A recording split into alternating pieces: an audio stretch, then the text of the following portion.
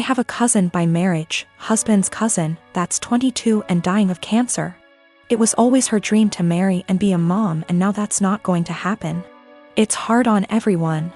She has a much older fiancé, 30 years, and they had a symbolic wedding so she could have the experience. They started looking for ways to get access to a baby that she could take care of and experience some level of child care that way.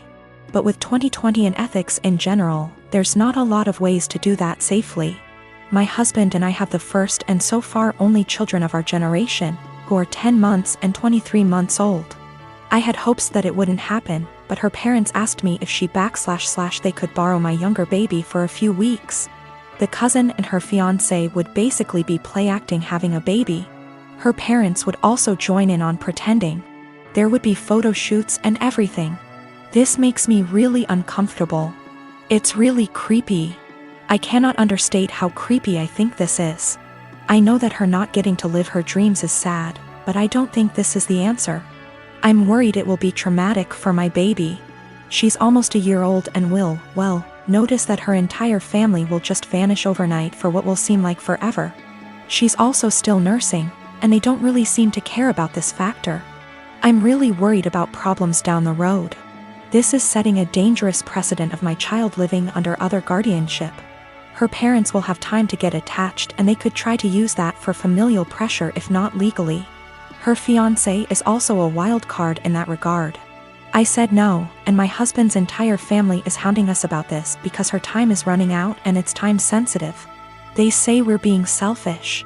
They say that we could use this as a free vacation and bond with our older child because I popped them out so close together.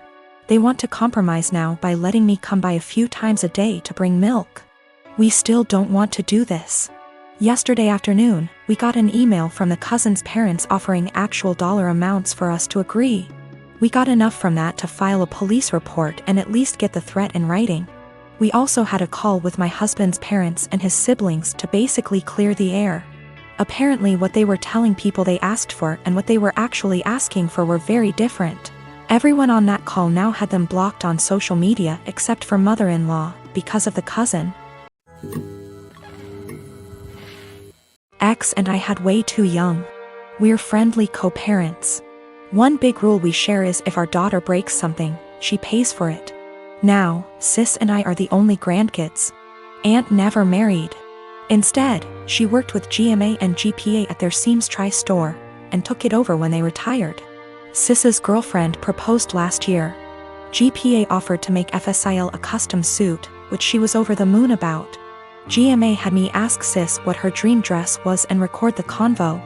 Sis, thinking it was just between us, told me in great detail what her dream dress was, though said it was way too expensive. So she would get something much cheaper. Well, a few months later GMA surprised Sis with her dream wedding dress. It FOT perfectly and everyone cried. Sadly, GMA recently passed away, which hit us all hard. Sis was devastated, but decided that the dress meant GMA would still be there with us at the wedding. The issue comes in with C. She's very large, much larger than Sis. 3 days ago, we decided to go visit Sis and see how she was doing. It was great, but then C asked if she could try on the dress. Sis politely said no. C made a face, but dropped it. Later, we decided to go grab dinner. Sis and I went to pick up our orders, but C decided to stay and play with Sis's dog. We got back, and the dress was destroyed. C had apparently tried to get it on, popping some seams, and got stuck. Instead of waiting for help, she cut her way out. The dress was hacked to bits. Sis was devastated and asked us to leave. I grounded C and called Aunt with some pictures, asking if it could be saved. She said there was no. She said she'd make a new one, but it wasn't the same.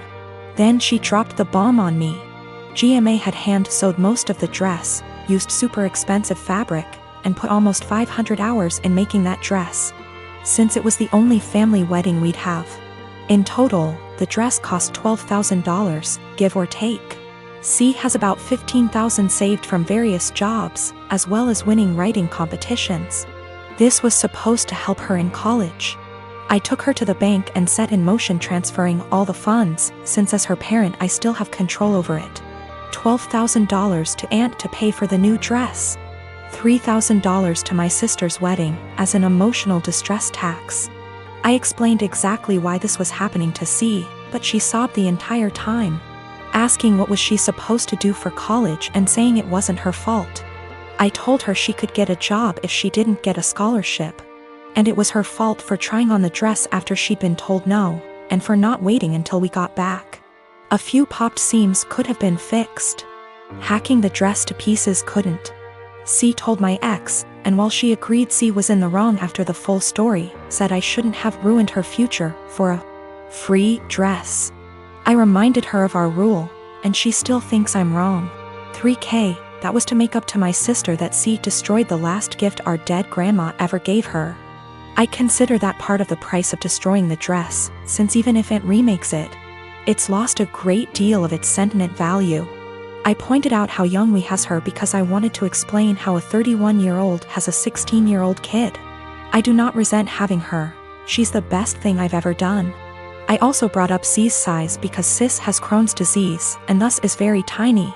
The dress was made her for size, and C is much larger than Sis. I love C as she is, but just holding the dress up, it was clear it wouldn't fit. The money was C's have fun at college money, not her college fund. My ex and I are paying for whatever scholarships don't. When she was asking what she would do for college, she was asking what did she do for fun and to buy things we didn't pay for. I got off the phone with my ex. I sent her the pictures, and she freaked. She apparently didn't believe me when I said it had been hacked apart, and believed it was just a few torn seams. She was pretty much on my side after. She told me that she spent the day badgering our daughter, asking her why she did what she did. And finally she cracked and said she was mad that grandma wasn't alive to make her a dress, and that it was unfair. My sister got a free beautiful dress as a reminder when my daughter got nothing, despite the many things she was given after the funeral. She tried it on, took it off when the seams popped, and then in anger hacked it apart. If she couldn't have a dress from grandma, no one could. Her own words. Honestly, knowing she did it on purpose has just made things worse. The fact that she could be so. My dad married my stepmother 3 months ago, and I feel like it made my life significantly harder and less pleasant. They moved in with us, and for the indefinite future this situation will not change. We have a 3-bedroom house, and before they moved in, my dad and I had our rooms, both with bathrooms. And there was a smaller room which was a study for my dad. After they moved in, Jenny, 16, turning 17 next month, got my room. And I had to share the smaller room with 11-year-old Tom and 10-year-old Mike. All my books, my telescope, my stuff are packed and in the basement now since there's no space anymore. This made me real angry, but my dad told me that I have to be a team player, and this is what him and his wife agreed on. Jenny treats me like shit. She sometimes acts as if I'm not there at all, and sometimes is super aggressive and hostile towards me. The other I asked Tom to stop going through my things, and she became so angry that I have no right to order her brother around. She told me to get it in my thick skull that I'm not their big brother to tell them what to do, even though all I asked was for them to stop going through my things. She said it's best if I don't talk to them at all, since that way they will get less influence from a weirdo like me. What I don't get is that if she's so concerned that I might leave a bad influence on Tom and Mike, why doesn't she take them into her room? Tom and Mike don't respect any boundaries. They're always through my stuff. I have a watch which was a gift from my mother. She died of cancer, and they took it from my drawer and lost it. I found it weeks later in the basement with its front glass broken. Before they moved in, I used to get a $100 allowance every month. Now Jenny gets $75, I get $35, and Tom and Mike each get $30. I had an Xbox, but these kids broke it down. I used to spend a lot of time with my dad. He used to come see me play basketball almost every week. He hasn't done it even once in the past 3 months since he's always working overtime. We eat out once a week, and none of them in these 3 months have been to any of my favorite places, but Jenny, Tom and Mike have each chosen their favorites more than once. I complained about all of it to my father last week, and he told me that family is all about sacrifices, and I have to make mine. Haven't I made enough sacrifices already? I feel like I'm the only one making sacrifices. I looked forward to them moving in here, but I now feel like an outsider at home. It's not my home anymore. Life has become very difficult for me. I spend as much time as I can outside because inside is so frustrating, but this is causing problems as well. My dad keeps telling me that not being around means I'm not accepting them as part of the family, while in reality it's the opposite. So I get grounded for not being around, and being around is horrible. I don't want to live here anymore, but I'm only 15 and can't move out. I have nobody else who can take me in. I can't stay here for 3 more years. I'll go crazy. I often fantasize about running away at night, but I know that's also as horrible, if not even more. I want to point out me and my brother have 2 different fathers.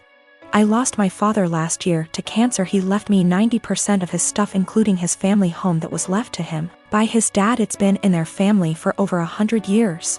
My brother and my dad didn't have a relationship, but he did leave him $10K. My mom was pissed at the will reading, but since she got $10K she couldn't do anything about it. For the past year me and her live okay together. She went on acting like it was her house like before, which I had no problem with, till in May my brother and his girlfriend moved in without even asking me. They're messy, entitled, and rude. I told them in July I want them out by September because they don't pay for anything nor wash a dish.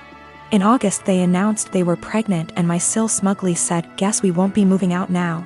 It didn't go down well, but when I told them I wanted them out, my mom and brother basically laughed in my face. Well, the past few months have been hell. They become worse than before, and my mom enables it, then demands me to treat my sil like a princess because she's pregnant. I once had to wait outside McDonald's till they opened to get her a McMuffin. Well, here where I may be the asshole. Because my sil is pregnant, she eats everything she sees, like the cupcakes my friend made me for my birthday. She ate all 6, didn't even get to try them. I can't even make my lunch the night before because when I go to get it, it will be gone. She'll have a smug look on her face while rubbing her belly, then laugh and say, "I couldn't help myself, blame the baby." If I put stuff in my room, my mom will open the door with the spare key. Sil can go through my mini fridge. Well, a week ago I was running late to collage. I didn't have time for my breakfast or to make lunch, and I had to go to work straight after, so all I had that day was a bar of chocolate. When I got home I was starving. I made myself dinner. While it was cooling down I went to use the bathroom.